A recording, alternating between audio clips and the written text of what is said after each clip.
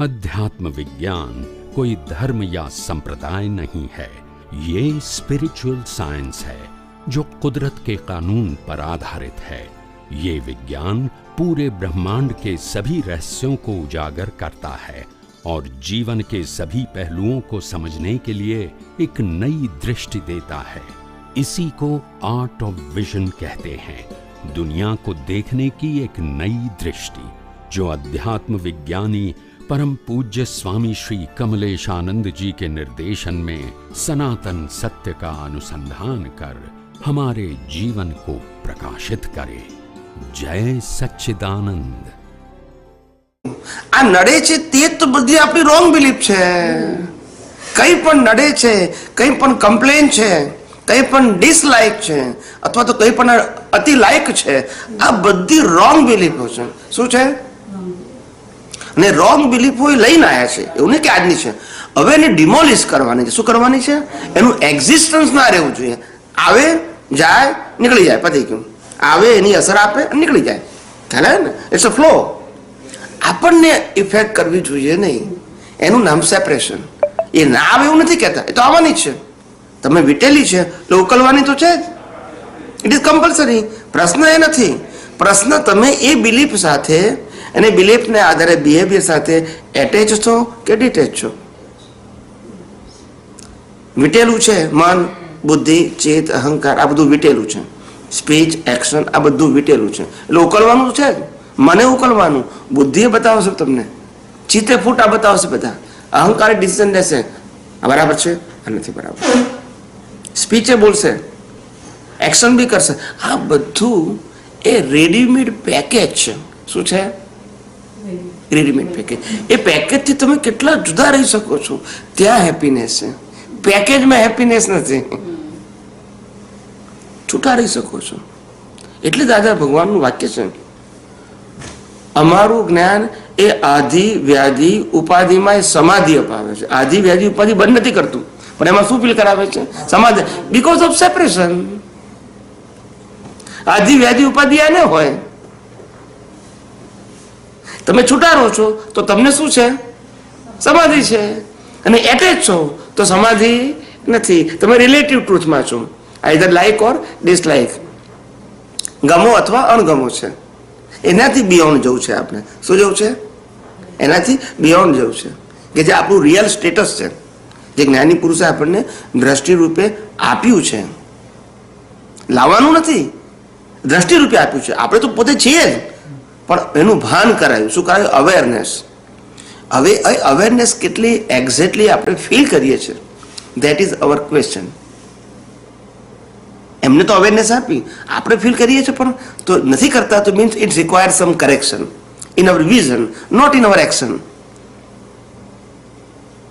હું અહીંયા ઘડી ચરણવિધિ કરું છું અને કોઈને ફોન આવ્યો અને પ્રકૃતિ અપસેટ થઈ ગઈ કે આ વિધિ કરવા બેઠો ફોન આવ્યો, દાખલો આપું છું, તો એ આપણને ખ્યાલ આવવો જોઈએ કે આ વિધિ એ આ મન વચન કાયાના ઉદય કર્મ છે।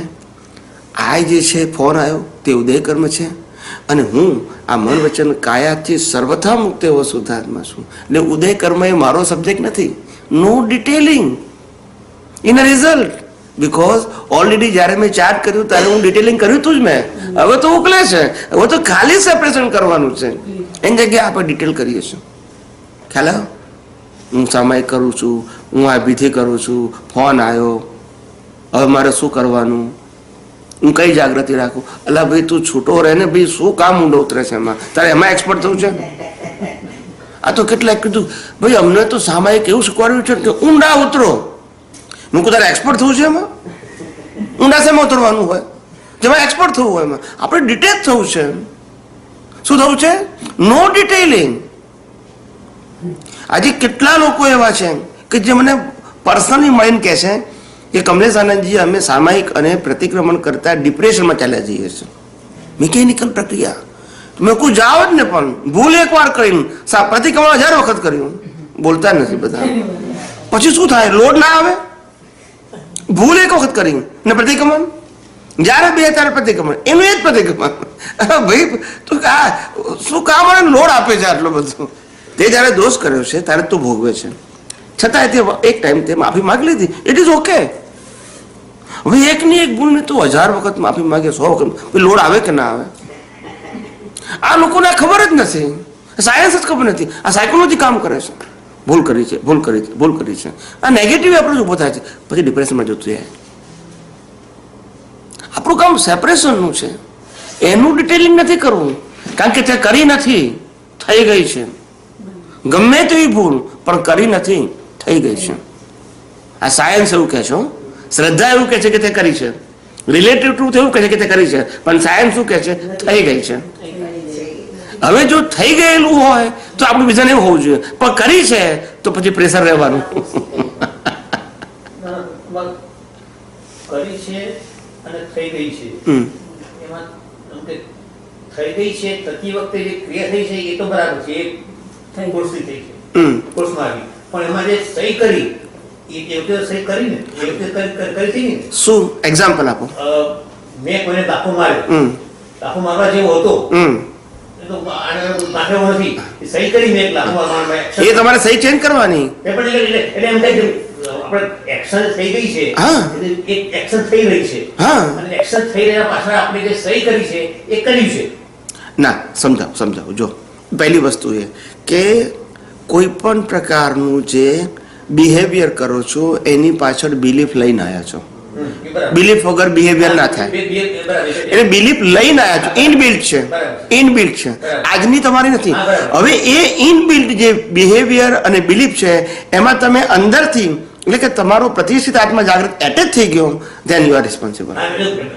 એટલે આપણે કહીએ છીએ કે આપણો પુરુષાર્થ શું હોવો જોઈએ કે આવી વાણી અથવા આવું વર્તન કે આવા વિચારો મારા ન હોવા ઘટે. હા, કારણ કે આ મન વચન કાયા જે ઉકલી રહ્યા છે એ મોક્ષ માર્ગ માટે લાયક અને સહાયક નથી. માટે આ મન વચન કાયા જે ઉકલી રહ્યા છે એવી મારી પ્રકૃતિ હોવી જોઈએ નહીં. આટલું ઇનફ છે. No detailing of thought, speech and action. હવે જો ડિટેલમાં જશો તો પછી પ્રેશર આવશે.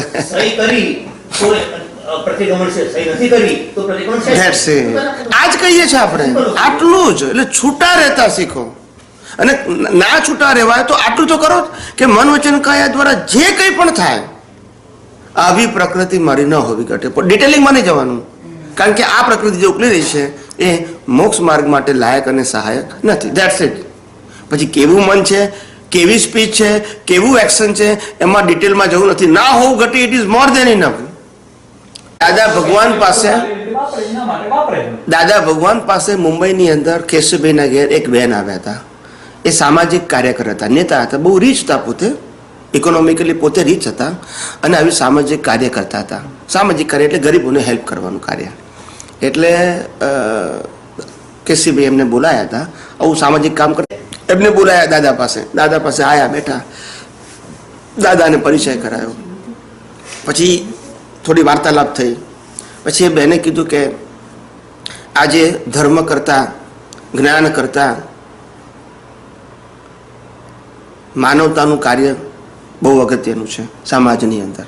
લોકોને ખાવા નથી, લોકોને પીવા નથી, લોકોની હેલ્થ સારી નથી, લોકોને કપડાં મળતા નથી, લોકોને એજ્યુકેશન મળતું નથી, લોકોને નેસેસિટીવાળું ઘર કે રહેવાની સગવડ નથી મળતી.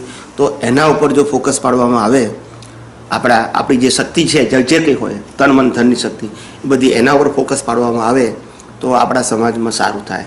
એ પેલા બહેનનો એપ્રોચ હતો. બહેનનો એપ્રોચ એ એમને રજૂઆત કરી, જે એમનું સમજણ હતી એમને પ્રેઝન્ટ કરી. Nothing wrong. દાદાએ શું કીધું એમ કહું છું.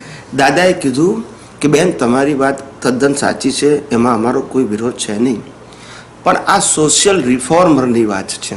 અમે એવું કહીએ છીએ કે તમે આધિ વ્યાધિ ઉપાધિથી હોવા છતાંય મુક્ત કરી શકો એનું જ્ઞાન આપીએ છીએ. અમે આધિ વ્યાધિ ઉપાધિ બદલવાનું જ્ઞાન નથી આપતા. પણ યુ આર ધ સોશિયલ રિફોર્મર, એટલે સામાજિક કાર્ય તરીકે તમે શ્રેષ્ઠ કામ કરો છો. અમારું કામ એ છે કે અજ્ઞાનતાથી માણસ મુક્ત થાય તમામ પ્રકારની. એ બંનેના કોન્સેપ્ટ જુદા છે. એમાં પેલા ખોટા જેવો પ્રશ્ન આવતો નથી. અમારું કામ છે કે તમે પેકેજના પાર્ટની વાત કરો છો કે કોઈ ગરીબ છે એને ખાવા આપો, કોઈ બીમાર છે એને દવા આપો, વિદ્યાર્થી છે એને ફીસ આપો. ખ્યાલ આવ્યો? એ તમે વાત કરો છો. અમે એવું કહીએ છીએ કે આ જે પેકેજ છે આખું મન વચન કાયાનું પેકેજ, એ પેકેજ અજ્ઞાનતાને આધારે બંધાયેલા કર્મને આધારે મળે છે. તો અજ્ઞાનતા કેમ ખલાસ થાય એ અમે વાત કરીએ છીએ. અને તમે સબ્જેક્ટ ટુ સિચ્યુએશનની વાત કરો છો. એટલે both are right by relative view point, as a socially તમે જે કરો છો કરેક્ટ છે. અને અમારી જે વાત છે એ આખી તમામ પ્રકારના પેકેજથી મુક્ત થાય, અજ્ઞાનતાથી જ મુક્ત થાય. એમાં પછી સફરિંગનો પ્રશ્ન ઇન્ડિવિડ્યુઅલ આવતો નથી. એટલે આમાં શું થઈ જાય કે બંને લેવલે અન્ડરસ્ટેન્ડિંગ કરેક્ટ છે. સમજાય છે?